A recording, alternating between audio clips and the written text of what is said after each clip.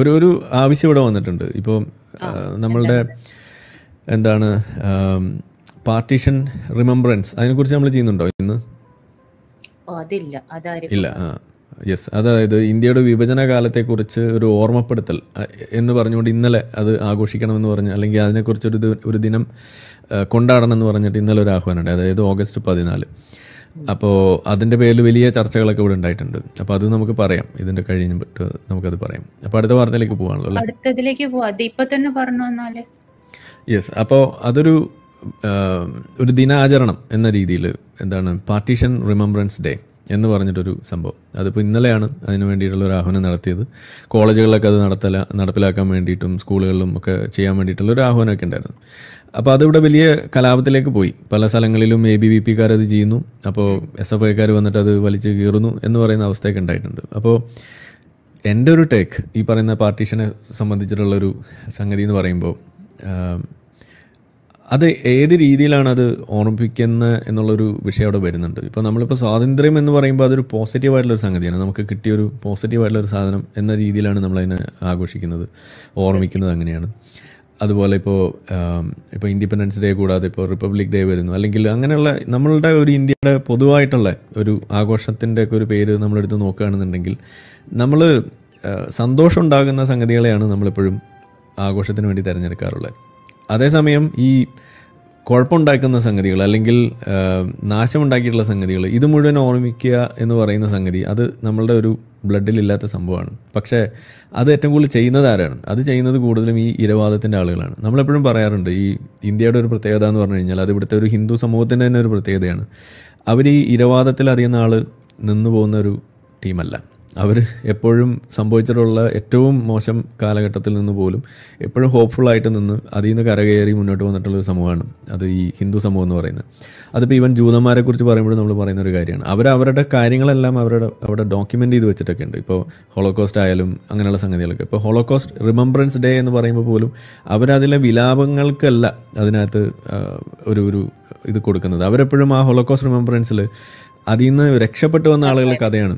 Yes, ആ survival സ്റ്റോറിയാണ് അവരെപ്പോഴും പറയുക. അപ്പോഴും അതിൽ ഉണ്ടായിട്ടുള്ള എന്തെങ്കിലും ഭീകരമായ അവസ്ഥ, അതിൻ്റെ ചിത്രീകരണം ഇതൊന്നുമല്ല. ഇതൊക്കെ പക്ഷേ അവിടെ ഡോക്യുമെൻ്റഡ് ആണ്. അവിടെ നിങ്ങൾക്ക് പോയി ഇപ്പോൾ ഓഷ്വിറ്റ്സിൽ പോയി കഴിഞ്ഞാൽ അതിൻ്റെ മ്യൂസിയം നിങ്ങൾക്ക് കാണാം, അല്ലെങ്കിൽ ബർക്കിനോ അവിടെ പോയാൽ കാണാം, അല്ലെങ്കിൽ ഇപ്പോൾ യാദ് വഷേം ഇവിടെ ഇസ്രായേലിൽ പോയി കഴിഞ്ഞാൽ അവിടെ മ്യൂസിയം ഉണ്ട്.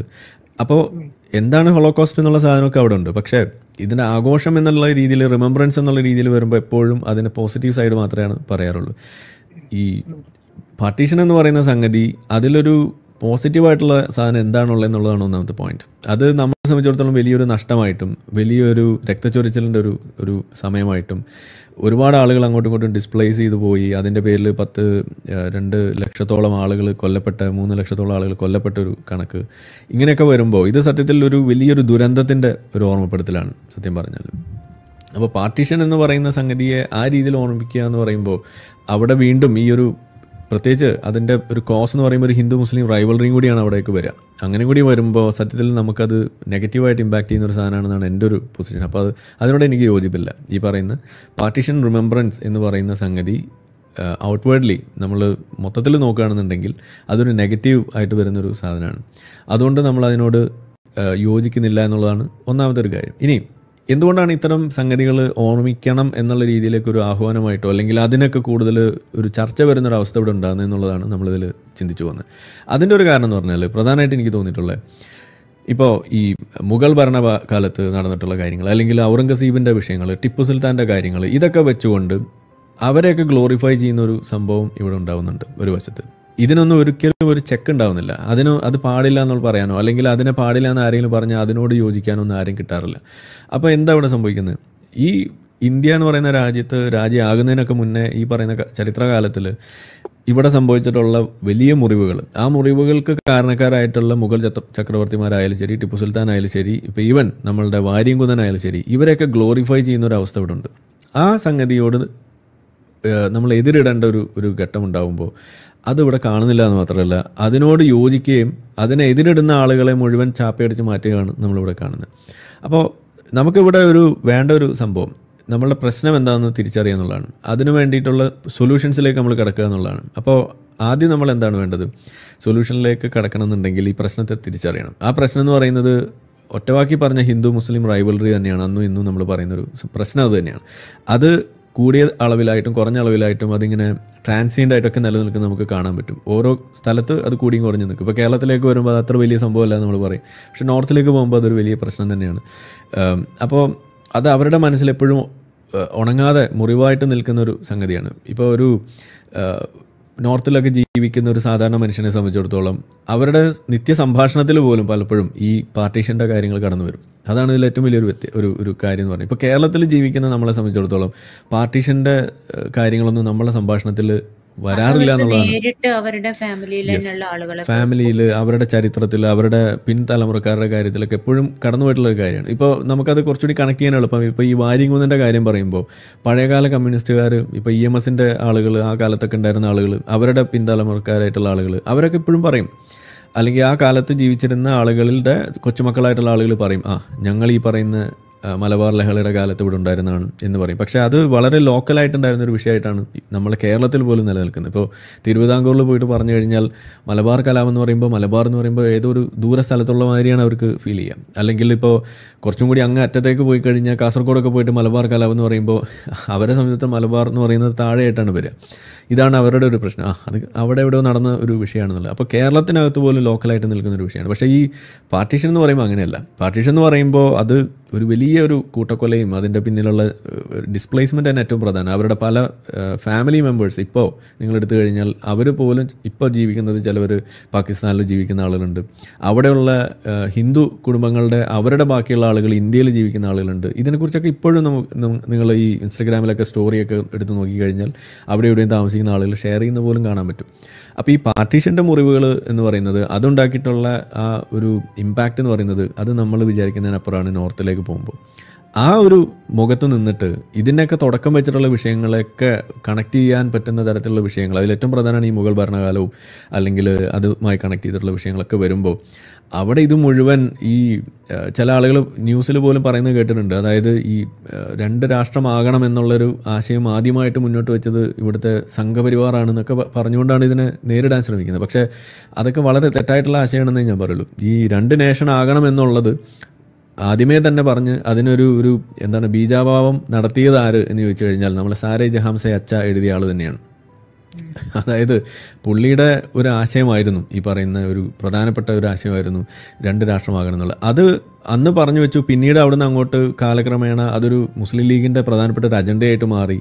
പിന്നീട് ഇന്ത്യ സ്വാതന്ത്ര്യം നേടുന്നതിന് വേണ്ടിയിട്ടുള്ള നീക്കങ്ങളും അതിനു വേണ്ടിയിട്ടുള്ള സമരങ്ങളും ഒരു വഴിക്ക് പോകുമ്പോൾ അതിനോടൊപ്പം വന്ന ഒരു സാധനമാണ് ഈ പറയുന്ന ഐഡൻറ്റിറ്റി പൊളിറ്റിക്സ് വെച്ചുകൊണ്ട് മുസ്ലിങ്ങൾക്ക് വേറൊരു സ്ഥലം കൂടി വേണം എന്നുള്ളൊരു ആവശ്യം. അങ്ങനെ അതും ഈ പറയുന്ന സ്വാതന്ത്ര്യ സമരം കൂടി ഒരുമിച്ച് പോകുമ്പോൾ സംഭവിച്ചത് എന്താണ്? സ്വാതന്ത്ര്യ സമരം എന്ന് പറയുന്ന ആ പ്രധാനപ്പെട്ട സംഗതിക്ക് ഒരു വേള നോക്കുകയാണെന്നുണ്ടെങ്കിൽ അതിൻ്റെ ആ വീര്യം കെടുത്താനും അതുപോലെ തന്നെ ബ്രിട്ടീഷുകാർക്ക് കുറച്ചും കൂടിയും ഒരു അപ്പർ ഹാൻഡ് കിട്ടാനൊക്കെ വഴിവെച്ചൊരു സംഗതി കൂടിയാണ് ഈ പറയുന്ന ഹിന്ദു മുസ്ലിം റൈവൽറി അന്ന് നിലനിന്ന രീതി. അപ്പോൾ അതൊരു പ്രധാനപ്പെട്ട ഘടകമാണ്. ഇനി ഒരു പാർട്ടീഷൻ ഉണ്ടെന്നുണ്ടെങ്കിൽ, അങ്ങനെ ഒരു പാർട്ടീഷന് വേണ്ടി നിലനിന്നിട്ടുണ്ടെന്നുണ്ടെങ്കിൽ ഹിന്ദു സമൂഹത്തിൻ്റെ അന്നത്തെ ചരിത്രം എന്താണ്? അവർ പാർട്ടീഷൻ ചെയ്തു പോയ സാധനത്തെ അത് നള്ളിഫൈ ചെയ്ത് വീണ്ടും കൂട്ടിയോജിപ്പിച്ചതാണ് ഇന്ത്യയിലെ ചരിത്രം എന്ന് പറയുന്നത്. ബംഗാൾ വിഭജനം നിങ്ങളെടുത്ത് നോക്കുക. അപ്പോൾ അത് അവർ 1905 അത് നടന്നിട്ട് അത് റദ്ദാക്കിച്ചിട്ട് രണ്ടാമത് വീണ്ടും കൂട്ടിയോജിപ്പിച്ച ചരിത്രമാണ് നമുക്കുള്ളത്. അതേസമയം ഈ പറയുന്ന വശത്ത് നോക്കുമ്പോൾ അത് മുസ്ലിം ലീഗിൻ്റെ ഭാഗത്തു നിന്ന് നോക്കുമ്പോൾ അത് മുറിച്ച് കൊണ്ടുപോവുക എന്നത് തന്നെയാണ് അവർ ചെയ്തിരിക്കുന്നത്. അപ്പോൾ പാർട്ടീഷൻ്റെ മുറിവ് നമ്മൾ എടുത്ത് പരിശോധിക്കുമ്പോൾ അവിടെ പ്രധാനപ്പെട്ട പ്രശ്നം 2 എണ്ണമായിട്ട് വരും. ഒന്ന് ഈ ചരിത്ര കാലത്തുണ്ടായിട്ടുള്ള ആവശ്യങ്ങളും, 2 ഈ ഹിന്ദു മുസ്ലിം ഇഷ്യൂസാണ് അവിടെ വരിക.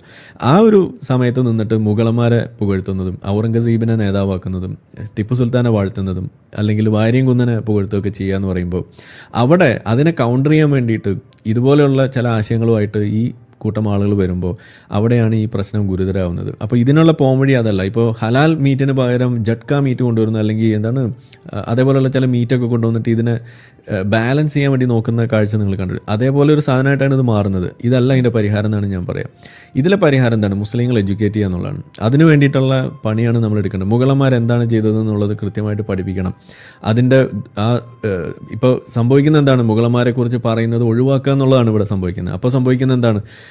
ഇതെന്തോ ഒഴിവാക്കി എന്നുള്ള രീതിയിലേക്ക് ആണ് വരിക. അതേസമയം അത് പരിഷ്കരിച്ചിട്ട് മുഗളന്മാർ ചെയ്തിട്ടുള്ള കുഴപ്പങ്ങൾ എന്തെന്നുള്ളതും കൂടി പറയണം. ഇതാണ് നമ്മൾ പറയുക. അപ്പോൾ അവിടെ സംഭവിക്കുക, പ്രശ്നങ്ങൾ പരിഹരിക്കണം എന്നുണ്ടെങ്കിൽ അത് തിരിച്ചറിയുമ്പോൾ അതിൽ ട്രൂത്ത് ആൻഡ് റെക്കൺസീലിയേഷൻ എന്ന് പറയുന്ന ഒരു വിഷയത്തിലേക്കാണ് ഇത് വരിക. അതായത് പണ്ട് കാലത്ത് പലത് സംഭവിച്ചത് നിങ്ങളുടെ ഭാഗത്ത് സംഭവിച്ചിട്ടുണ്ട്, നമ്മളുടെ ഭാഗത്ത് സംഭവിച്ചിട്ടുണ്ട്. സംഭവിച്ചു. ഇനി എന്ത്? അവിടെയാണ് റെക്കൺസീലിയേഷൻ എന്ന് പറയുന്ന ഒരു ആംഗിളിലേക്ക് അത് പോവുള്ളൂ. ഇവിടെ സംഭവിക്കുന്നത് എന്താണ്? ഈ ട്രൂത്ത് എന്ന് പറയുന്ന ഭാഗം ഒരു വിഭാഗം, ഇപ്പോൾ കോൺഗ്രസ്സിന് ഭരണം കിട്ടുമ്പോൾ അവരുടെ നേതൃത്വത്തിൽ അവരുടെ ഭാഗം കുറേ ചരിത്രം കുഴിച്ചുമൂടും, വളച്ചൊടിക്കും. ഇപ്പുറത്ത് BJPയുടെ അടുത്തേക്ക് വരുമ്പോൾ അവരുടെ ഭാഗം കുറേ കുഴിച്ചുമൂടും, കുറേ വളച്ചൊടിക്കും. ഇത് രണ്ടും കൂടി സംഭവിച്ചു കഴിയുമ്പോൾ ഒരിക്കലും ഈ ട്രൂത്ത് എന്താണെന്നുള്ളത് നാട്ടുകാരിലേക്ക് എത്തുന്നില്ല. അത് ട്രൂത്ത് എത്തണം എന്നുണ്ടെങ്കിൽ പിന്നെ നമ്മൾ ഇൻഡിപെൻഡൻ്റ് ആയിട്ട് വായിക്കണം, അല്ലെങ്കിൽ ഇൻഡിപെൻഡൻ്റ് ആയിട്ട് ശ്രമിക്കണം. അത് എത്ര പേർക്ക് സാധിക്കും, എത്ര പേർക്ക് സമയമുണ്ട്? എല്ലാവരും ഇപ്പോൾ ഇതിന് വേണ്ടിയിട്ട് ഇറങ്ങിത്തിരിക്കുന്ന ബഹുഭൂരിപക്ഷ ആളുകളും ഇതൊന്നും ചെയ്യാൻ പോകുന്നില്ല. അപ്പോൾ കിട്ടുന്ന അവസരങ്ങളിൽ അവർക്ക് എത്തിക്കുന്ന വിവരം എന്ന് പറയുന്നത് അത് കറക്റ്റ് ആവുക എന്നുള്ളതാണ് നമ്മൾ ചെയ്യേണ്ടത്. ഇത് NCERT ടെക്സ്റ്റ് ബുക്കിലടക്കം നമ്മൾ കൊണ്ടുവരേണ്ട പരിഷ്കരണമാണെന്നാണ് ഞാൻ പറയുക. പക്ഷേ ഇവിടെ അതല്ല സംഭവിക്കുന്നത്. ഓരോ ഭരണകർത്താക്കൾ വരുമ്പോൾ അവർക്ക് താല്പര്യമുള്ള അനുസരിച്ചിട്ട് കാര്യങ്ങൾ ചെയ്യുന്നു. അവർ പറയുന്നത് ഇതാണ് ശരി, മറ്റവർ പറയുന്നത് അതാണ് ശരി. രണ്ടും ശരിയാണോ എന്ന് അന്വേഷിക്കുമ്പോൾ പാർഷ്യലിയാണ് രണ്ടും ശരിയാവുന്നുള്ളൂ. അവിടെയാണ് ഇതിൻ്റെ കുഴപ്പം കിടക്കുന്നത്. അപ്പോൾ യഥാർത്ഥത്തിൽ പറയേണ്ട സംഗതികൾ പറയുക, ആ ഒരു ധൈര്യം കാണിക്കുക എന്നുള്ളതാണ് ഇതിൽ ഏറ്റവും മിനിമം നമ്മൾ ചെയ്യേണ്ടത്. അല്ലാതെ പുതിയതായിട്ട് ഉണ്ടാക്കണമെന്നോ അല്ലെങ്കിൽ ഒളിപ്പിച്ച് വെക്കണമെന്നല്ല ഈ പറയുന്നത്. ഉള്ളതുപോലെ പറയുക. അതുതന്നെയാണ് ഇതിൽ ഏറ്റവും വലിയ. അത് കുറച്ചങ്ങ് കേട്ട് കഴിയുമ്പോൾ ഇതങ്ങ് ശരിയാവുമെന്നാണ് ഞാൻ പറയാം. അല്ലാതെ ഇതിങ്ങനെ പേടിച്ച് ഇത് അവർ അറിഞ്ഞാൽ അവരെക്കുറിച്ച് അങ്ങനെ പറഞ്ഞാൽ എന്ത് വിചാരിക്കും, ഔറംഗസീബിനെ കുറിച്ച് മോശം പറഞ്ഞാൽ, ഹിന്ദു കൂട്ടക്കൊല നടത്തിയിട്ടുണ്ട് എന്ന് നമ്മൾ പറഞ്ഞാൽ അതെന്ത് വിചാരിക്കും എന്ന് വിചാരിച്ചിട്ട് ഇത് കുഴിച്ചു മൂടിയാൽ സംഭവിക്കുക എന്താണ്? വേറെ ആരെങ്കിലും അത് പറയുമ്പോൾ അത് വലിയ പ്രശ്നമായിട്ട് മാറുന്നു എന്നുള്ളതാണ് ഇതിൻ്റെ കുഴപ്പം. അത് പ്രത്യേകിച്ച് BJPക്കാർ പറയുമ്പോൾ അത് വലിയ കുഴപ്പമായിട്ട് മാറുന്നു. ഇതാണ് ഇതിൽ സംഭവിക്കുന്നത്. അപ്പോൾ എന്തായാലും ഈ ട്രൂത്ത് ആൻഡ് റീകൺസീലിയേഷൻ എന്ന് പറയുന്ന വിഷയം അത് നമ്മൾ ഇനിയെങ്കിലും മനസ്സിലാക്കി മുന്നോട്ട് പോവുക. അതിന് നമ്മൾ ജനങ്ങളെ എംപവർ ചെയ്യുക. അവരെ വിശ്വാസത്തിലെടുത്ത് മുന്നോട്ട് പോകേണ്ട ഒരു ബാധ്യത ഇവിടുത്തെ പൊതുജനങ്ങൾക്ക്, പൊതു രാഷ്ട്രീയത്തിന് ഒക്കെ ഉണ്ട്, ഭരണ സംവിധാനങ്ങൾക്കുണ്ട്. അവരിപ്പോഴും അതിന് തയ്യാറാവുന്നില്ല എന്നോടത്താണ് ഇതിൻ്റെ പ്രശ്നം. പക്ഷേ അത് പുറത്തുനിന്ന് വരുന്ന ആളുകളല്ല, നമ്മളതിന് തയ്യാറായി നമ്മളിലൂടെ ഉണ്ടാകുന്ന രാഷ്ട്രീയക്കാർക്ക് മാത്രമേ എന്തെങ്കിലും ചെയ്യാൻ പറ്റൂ എന്നാണ് നമ്മൾ വിശ്വസിക്കുന്നത്. അതുകൊണ്ടാണ് നമ്മളിത് പറയുന്നത്. സോ ഇത് ആർക്കും ഏറ്റെടുക്കാം എന്നതാണ് ഇതിലൊരു പോംവഴി. യെസ്. ഇതിന് പറയുകയാണെങ്കിൽ ഇതിൽ ട്രൂത്ത് ആൻഡ് റെക്കൺസിലിയേഷൻ ഫസ്റ്റ് മറ്റേ അപ്പാർത്തൈഡിന്റെ സൗത്ത് ആഫ്രിക്കയിലല്ല അത് ഫസ്റ്റ് അവിടെ ഉണ്ട്, അതുപോലെ കാനഡയിൽ ഉണ്ടായിട്ടുണ്ട്.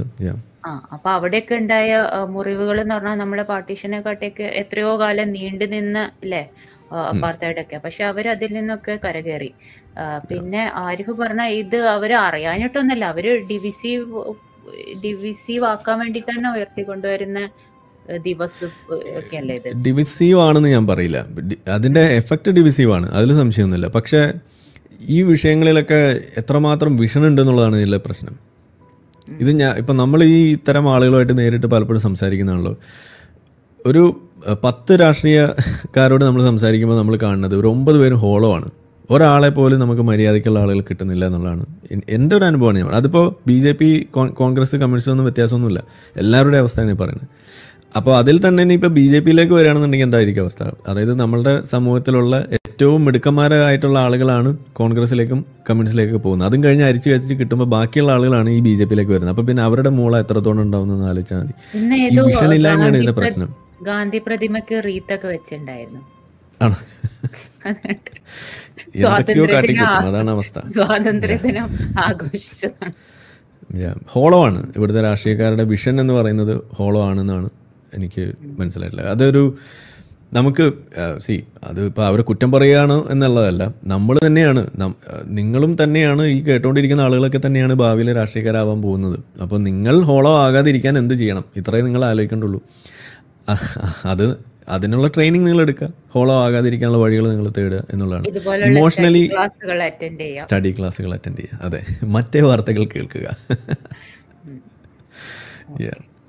നമ്മളെ വീഡിയോ കണ്ടുകൊണ്ടിരിക്കുന്ന ആളുകൾ ചാനൽ സബ്സ്ക്രൈബ് ചെയ്തിട്ടില്ല എന്നുണ്ടെങ്കിൽ അത് ചെയ്ത് നമ്മളെ സപ്പോർട്ട് ചെയ്യുക. മറ്റു രീതിയിൽ സപ്പോർട്ട് ചെയ്യാൻ ആഗ്രഹിക്കുന്ന ആളുകൾക്ക് അതിൻ്റെ ഡീറ്റെയിൽസ് ഡിസ്ക്രിപ്ഷനിലുണ്ട്. നിങ്ങളുടെ ഓരോ ലൈക്കും ഷെയറും അതുപോലെ കമൻ്റ് ഇടുന്നതും ഈ വീഡിയോ അതിൻ്റെ താഴെ വരുന്ന കമൻറ്റുകൾക്ക് നിങ്ങൾ പ്രതികരിക്കുന്നതെല്ലാം തന്നെ വീഡിയോയുടെ റീച്ച് കൂടുന്നതിന് വലിയ തോതിൽ ഉപകാരപ്പെടുന്ന സംഗതിയാണ്. അപ്പോൾ അതുകൊണ്ട് അതിൽ നിങ്ങൾ ഏർപ്പെടണം എന്നും കൂടി ഞാൻ അഭ്യർത്ഥിക്കുകയാണ്. മറ്റുള്ള രീതിയിലുള്ള സപ്പോർട്ട് തുടർന്നും നിങ്ങളുടെ ഭാഗത്തുനിന്നുണ്ടാവും എന്ന് പ്രതീക്ഷിക്കുന്നു.